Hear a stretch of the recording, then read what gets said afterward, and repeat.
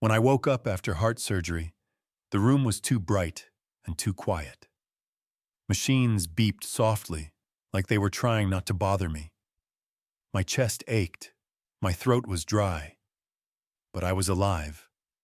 The last thing I remembered before the anesthesia was my youngest son's voice telling the doctor, "I'll handle the paperwork. My name is Walter Dean, 62, retired machinist from Wichita, Kansas. I built my small mechanical shop from the ground up. 12-hour days, metal dust in my lungs, and a back that never stopped hurting. That shop put my two sons through college. It wasn't fancy, but it was mine. When the nurse brought my wallet and personal items, I noticed something strange. My shop key was missing from the ring. She said, "Your son Caleb said he'd take care of it." Caleb, my youngest. Charming, clever, too smooth for his own good. He'd been handling my finances while I was in the hospital. Said he wanted to make sure the bills didn't pile up. 3 days after I got home, a thick envelope from Dover County Bank was waiting on the kitchen counter. "Property transfer confirmation," it read. I opened it slowly. My shop, the building, the lot, the tools, everything, had been sold.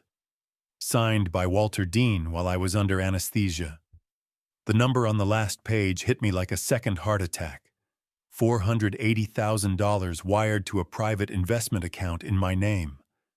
Only the account didn't exist. Someone had used my identity, my signature, my business registration. I called Caleb right away. He sounded calm, rehearsed. "Dad, don't freak out. I just moved the assets to cover your medical costs. It's all temporary." Temporary. The same word he used when he crashed my truck in college. The same word he used when his first business temporarily failed. That night I couldn't sleep. I walked through my empty shop, the air cold, the smell of oil still hanging in the dark. My life's work was gone, traded away while I was sedated.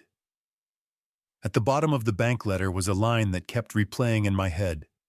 "Authorized by power of attorney, signed 11:43 a.m. May 9th. May 9th, same hour I was on the operating table. I stared at that line until dawn, the light bleeding through the blinds. Then I whispered to myself, steady and low, "You took my signature, Caleb. Now I'm taking your future." 2 days later, Caleb pulled up to my driveway in a new black Tesla. Clean, silent, the kind of car you buy to announce that you've made it. He stepped out wearing a navy suit and sunglasses, even though it was cloudy. "Dad," he said cheerfully, "you look great. I told the doctors you'd bounce right back." I didn't answer. I just handed him the bank envelope.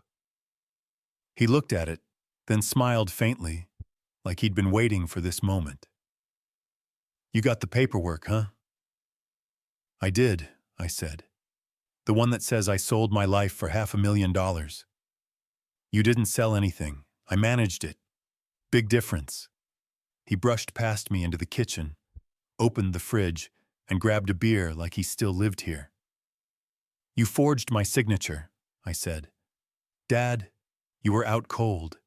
The bills were stacking up. I had to make a move." "A move?" I snapped. "You liquidated my shop, my tools, everything I worked for, and wired the money to some offshore crypto fund."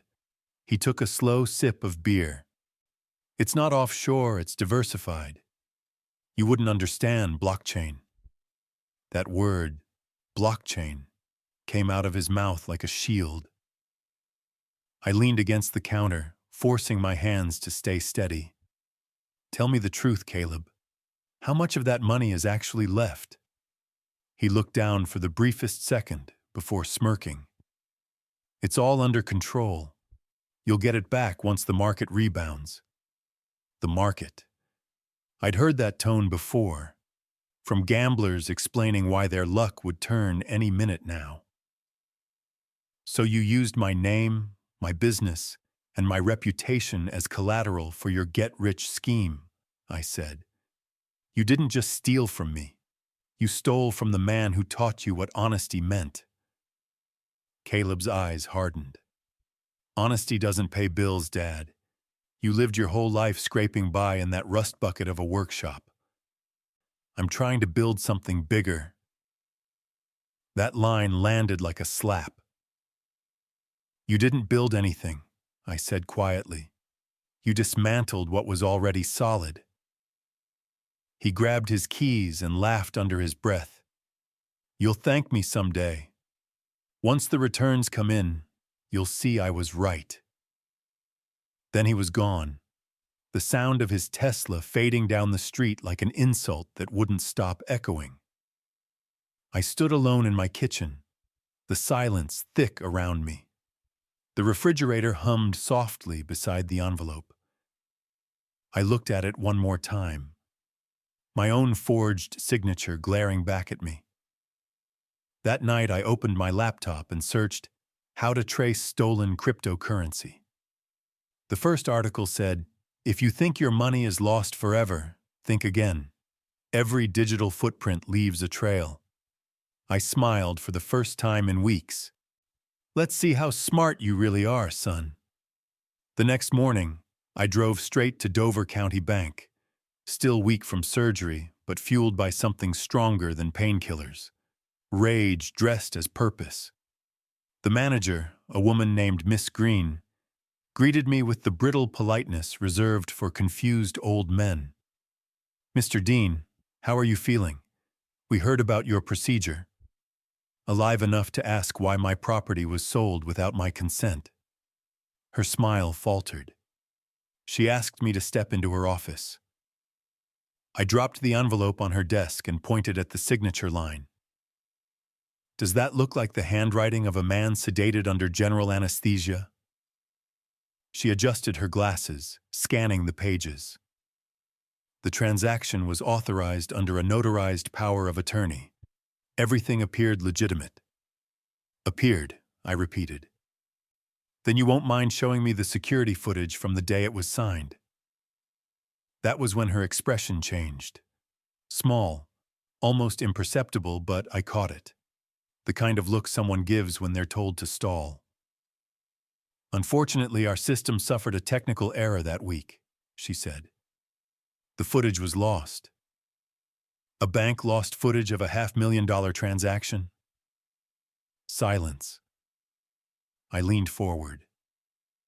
Here's what I think, Miss Green. My son bribed someone here to validate a forged signature. I'm going to find out who, and when I do, this bank will make the front page. Her composure cracked. She promised to look into it, but I could already see the fear behind her professionalism. On my way out, a hand caught my arm. It was Lena, one of the nurses from the hospital. She'd been in the lobby, still in her scrubs. Mr. Dean, she whispered. I didn't know where else to find you. I saw your son that day, at the hospital. He was in your room right before the surgery, going through your briefcase. Are you sure? I'm sure. I thought he was getting your insurance papers. But when I came back, the folder was missing. She pressed a folded note into my hand. That's the timestamp from our hallway camera. It shows when he entered your room. A timestamp. The first real piece of evidence. When I got home, I watched the second hand on the kitchen clock tick past 11:43 a.m., the exact moment my signature appeared on that forged deed. The next morning, I printed the hospital camera record, stapled it to the fake sale document, and pinned both on my wall. One line connected them, Caleb. My youngest son had turned my life's work into a digital illusion, but he'd left fingerprints, too many to erase. I took a deep breath and said it out loud, like an oath. You made your move, Caleb. Now it's my turn. 3 nights later, I couldn't sleep. The house felt colder, emptier, as if my anger had sucked all the warmth out of it. I sat at my old workshop desk, now just an empty space with oil stains on the floor, and spread out the documents I had gathered. The fake sale contract, the hospital timestamp, and Lena's note. I drew a line between them, like connecting dots in a crime scene. Because that's exactly what this was, a crime scene disguised as family. At sunrise, I drove back to town. My first stop wasn't the bank. It was Ralph's Auto, a small garage run by Ralph Carter, an old friend and my former apprentice. Ralph had grown up under my wing, but unlike my son, he remembered where he came from. "Heard about the shop, Walt," Ralph said, wiping his hands. "People in town are talking. That true?" "Every damn word. Sold out from under me while I was unconscious." He whistled low. "That kid of yours always had champagne taste on a beer budget." I showed him the papers. Ralph leaned over, eyes narrowing. "You know this notarization stamp? It's fake. My sister works at the county office. She'll confirm it." By noon, she did. The notary ID on my power of attorney belonged to a woman who died 2 years ago. That was my second proof. The first was Lena's timestamp. I drove back toward Dover Bank, but before I reached it, my phone buzzed. Unknown number. A man's voice said quietly, "Stop looking, Mr. Dean. You're wasting your time." Then the line went dead. It took me a few seconds to recognize the accent. The same man I'd seen once shaking Caleb's hand outside the bank. The so-called consultant who handled crypto accounts. They weren't just covering tracks. They were cleaning house. That night, I pulled Caleb's old laptop from the closet. He'd left it behind last Christmas. The password was the same as always. C@Lebstrong.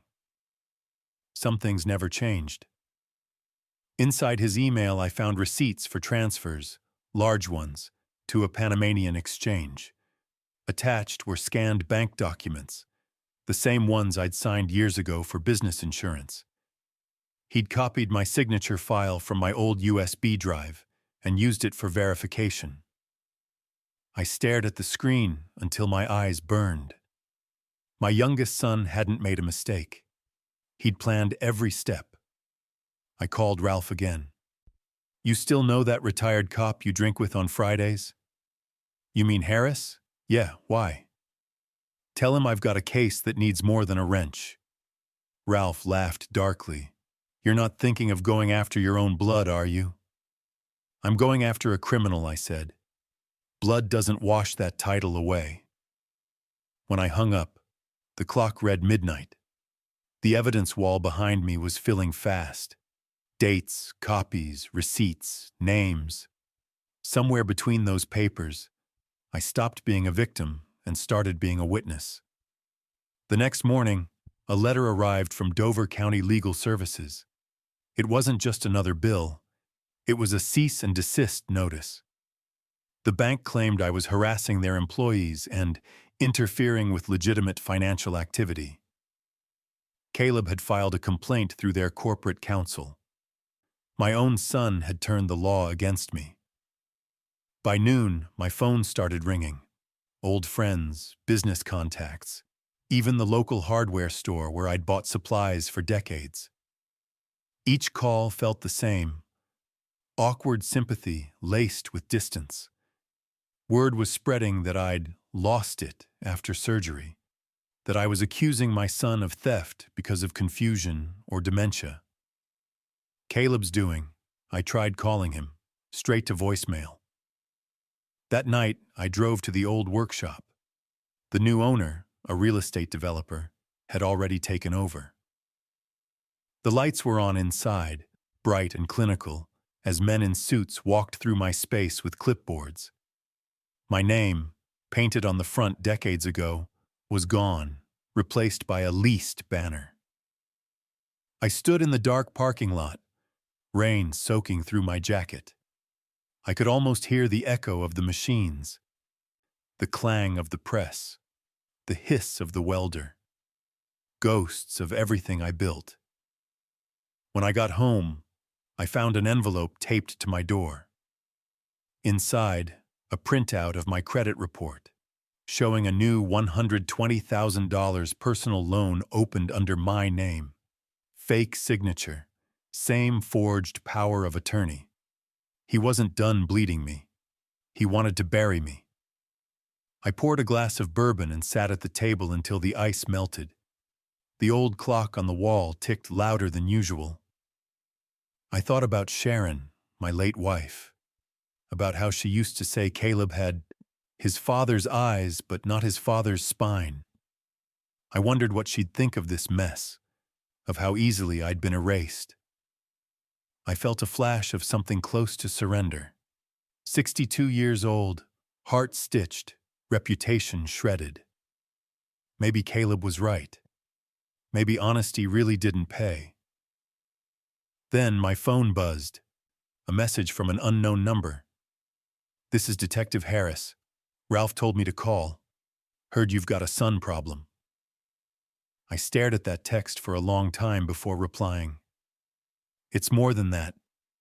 It's a crime. I turned off the lights and sat in the dark, my hand steady again for the first time in weeks. Harris's text was a reminder that I wasn't finished. Not yet. Detective Harris arrived 2 days later, right as the morning sun hit the frost on my mailbox. 67 years old, retired but sharp as a fresh blade. He wore the same brown leather jacket he'd had since our factory days, when we both fixed steel presses instead of people's messes. He didn't shake my hand right away, just studied my face, the wall of papers behind me, the bourbon glass still half full. "You look like a man who got robbed twice," he said. "How's that?" "First by someone else's greed, second by your own silence." I poured him coffee, black. He refused sugar, old habits. I handed him the documents, bank transfers, the fake notary stamp, Lena's hospital note, and my forged signature. He leafed through them methodically, grunting under his breath. "This isn't sloppy," he muttered. "Your boy planned this like a pro, but he made one mistake." "What's that?" "He underestimated your memory." He pointed to the Panamanian transfer form. "See that routing number? It's linked to a crypto wallet managed through a Kansas City broker. They're supposed to vet clients before onboarding. If your son bypassed that, it's a federal issue." I felt something click in my chest. Not anger this time, but clarity. "So I can prove it." "With the right evidence, yeah. But you'll need to play it smart. He's young, careless. Let him think you're broken. He'll slip." That night, Harris helped me set up a hidden recorder in the kitchen. "When he visits next, keep him talking," he said. "Get him to admit the sale." As he left, he looked back at the evidence wall, the receipts, the handwriting samples, the grainy photo of Caleb at the bank. "Walt," he said quietly, "I've seen drug lords, crooked mayors, con artists, but betrayal that wears your last name, that's the kind that kills slow." After he left, I stood by the window watching the snow drift under the streetlight.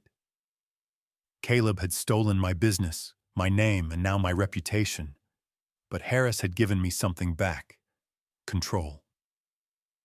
I opened a new notebook and wrote across the first page in block letters, "Reclamation Plan." Under it, I listed every step: people to contact, accounts to trace, witnesses to corner. Each line felt like air filling my lungs again. For the first time since the surgery, I felt alive. Not to survive, but to strike back. I closed the notebook, turned off the light, and whispered, "You started this, son. I'll finish it. With receipts." For the first time in months, I woke up with a purpose sharper than the pain in my chest. The plan wasn't about revenge anymore. Not exactly. It was about restoration. Harris called it strategic retaliation, but to me it was just accounting. Balancing the moral books. We spent 3 evenings building the framework. My kitchen table became command central. Papers, coffee mugs, and Harris's old police laptop humming like a tired guard dog. "We'll start by tracing where your son moved the sale money," Harris said. "Panama's just a pit stop. The transfers always loop back somewhere legal for cash out." He logged into a private investigation network and began matching the wallet address. After 20 minutes, he smirked. "Bingo. There's a Kansas City exchange clearing the transactions through an intermediary called Blue Crest Holdings. We subpoena them quietly, no warning." I nodded, heart steady. "And while you do that," I said, "I'll handle the human side." I called Ralph, my old apprentice, and asked him to spread a rumor that I was giving up, selling my house, and moving south. Caleb always reacted to weakness. Predictability was his only constant. Sure enough, 2 days later he texted, "Dad, we should talk. Maybe there's a way to fix this." I agreed to meet him the next evening.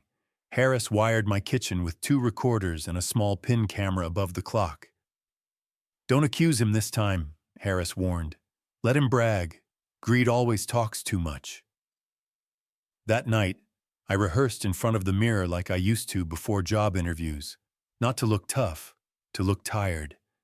Caleb needed to believe he'd won. Before leaving, Harris placed a small envelope on the table. Inside was a printed transaction log. "Physical proof #1, he said. "A paper trail showing $480,000 moving through Blue Crest Holdings to an account ending in 77C9, the one your son registered." I ran my finger across the numbers. They felt like a pulse.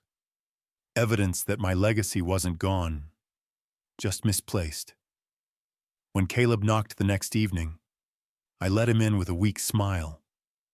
"You were right," I told him. "Maybe I just can't handle money anymore." He grinned, relaxing into his seat, confident. He didn't know that every word he spoke from that moment on would become his confession, wrapped neatly in audio form, ready for the courts. As he started talking, I looked at the clock above him, where the pin camera's red light blinked faintly. "Go on, son," I thought. "Sell me another story. I'm buying this one with interest." Caleb arrived early, nervous but pretending not to be. He smelled of expensive cologne and desperation. I poured him coffee like I used to when he was a kid, back before money rewired his soul. "Dad," he began, "I know things got messy, but I was just trying to help. You were in no condition to manage the business. I made the sale, and now we're sitting on potential." "Potential," I repeated, calm. "Like the 480,000 you turned into air?" He laughed lightly, feigning offense. "It's not gone, it's invested. Diversified portfolios take time to mature." Every word was recording. The small mic in the clock ticked with him. "I didn't mean to upset you," he continued. "You'll get your share once it stabilizes." "My share," I echoed. "So that's how it works? You sign my name, move my money, then decide what I deserve." He bristled, then sighed dramatically. "Dad, come on. You're making this sound criminal. It's not. You gave me power of attorney." I kept my voice low. "No, Caleb. I gave you my trust. You forged the rest." His eyes narrowed, ego flashing through the calm veneer. "You think you can prove that? Everything's digital. People barely remember signatures anymore." I leaned back, let the silence hang just long enough. "That's the thing about digital footprints," I said softly. "They don't fade. They multiply." He frowned, but said nothing. When he left, Harris was already waiting in his car down the block. He slipped inside my kitchen 15 minutes later, pulling the tiny drive from the recorder. "We've got him," he said. "Full confession on tape. He admitted the sale, the transfer, even the fake authority. That's physical proof number one. I didn't feel joy, just clarity. What's next? We build the timeline. Tomorrow I'll submit this to the Financial Crimes Division and push Bluecrest Holdings to freeze the account. Once that money's flagged, it's his neck. That night I didn't sleep. Instead, I sat at my desk writing an old-fashioned letter. Ink and paper, no email. It began, "To the Office of Financial Investigations, Kansas City Division. I am reporting a case of identity fraud, forgery, and crypto-based embezzlement by my son, Caleb Dean." When I finished, I folded it neatly and sealed it with trembling hands.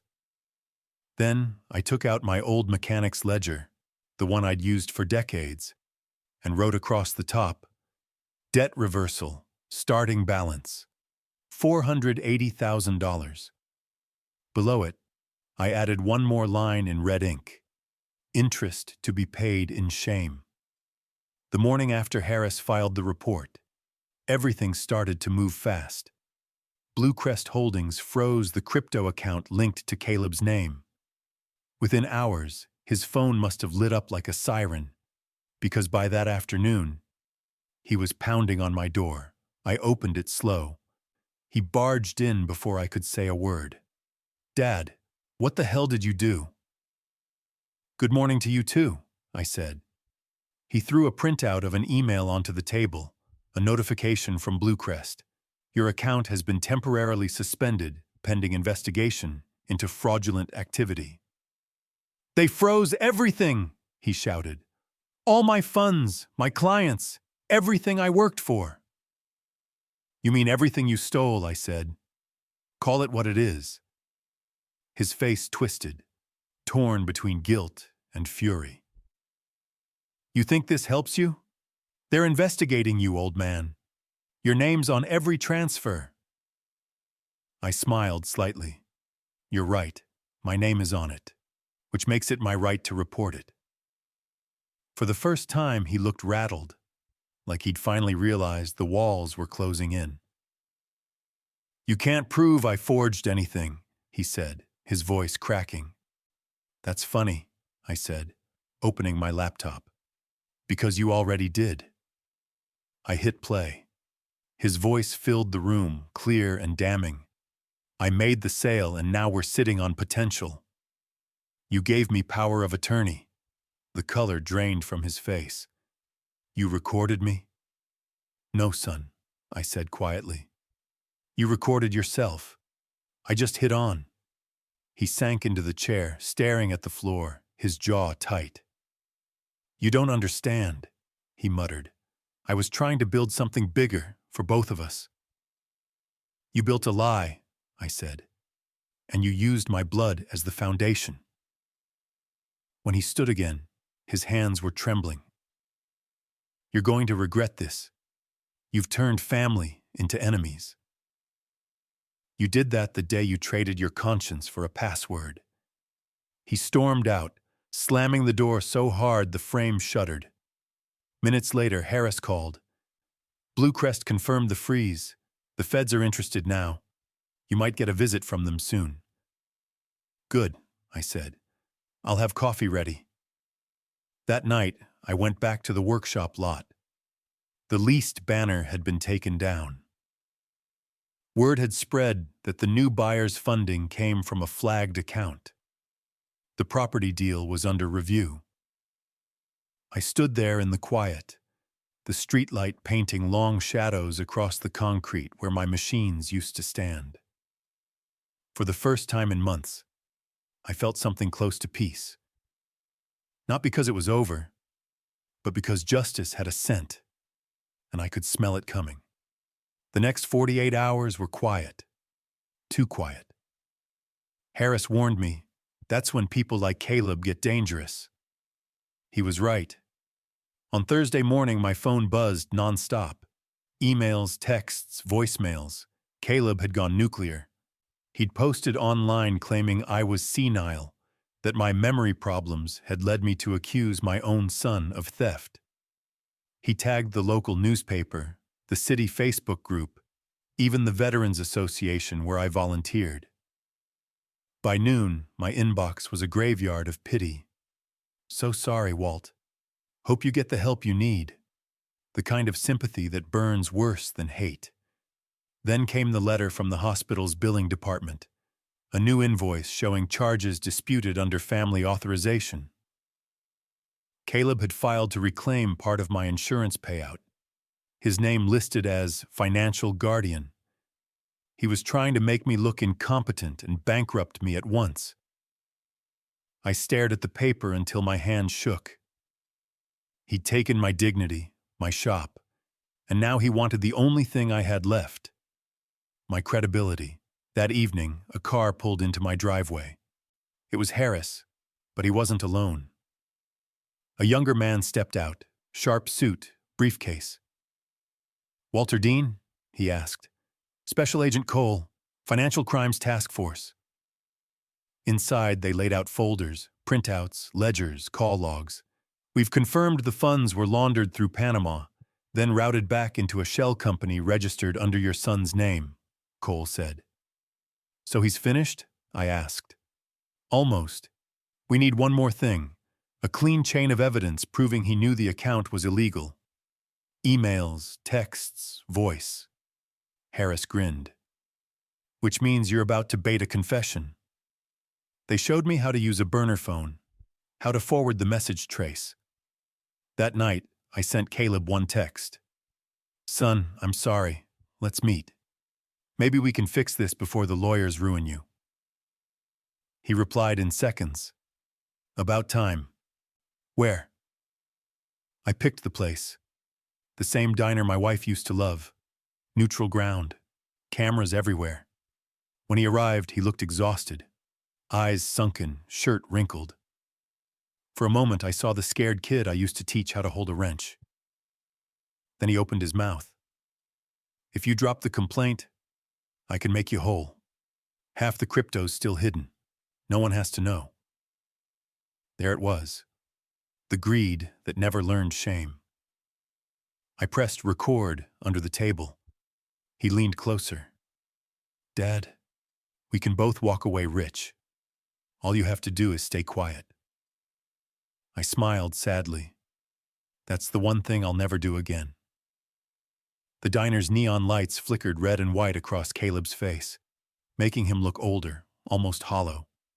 His words spilled faster than his conscience could catch up. "I had to move the funds fast," he whispered, leaning closer. "The bank was sniffing around after the sale cleared. Bluecrest wasn't safe, so I routed through a shell. Dad, I swear I was going to make it right." Every syllable recorded. The small device in my jacket pocket blinked once, quietly logging his confession in perfect digital clarity. I kept my tone calm. "So the offshore company, the crypto, all that, it was yours?" "Yes," he said, frustrated. "Mine. But I didn't mean for it to get this far. You have no idea the pressure I was under." That was the moment Harris had told me to wait for. The phrase of ownership. It was mine. When I left the diner, Harris's car was already idling across the street. I slid into the passenger seat and handed him the recorder. "We've got it," I said. "That's physical proof number 2, he replied, grinning. "Chain of custody's clean. Audio, timestamp, location data. It's bulletproof." He forwarded the file straight to Agent Cole. By the next morning, the dominoes began to fall. The Financial Crimes Task Force executed a warrant for Caleb's accounts, seizing not only the $480,000, but also $130,000 in fraudulent loans taken under my name. At 10:42 a.m., Caleb called me from an unknown number. His voice was breaking.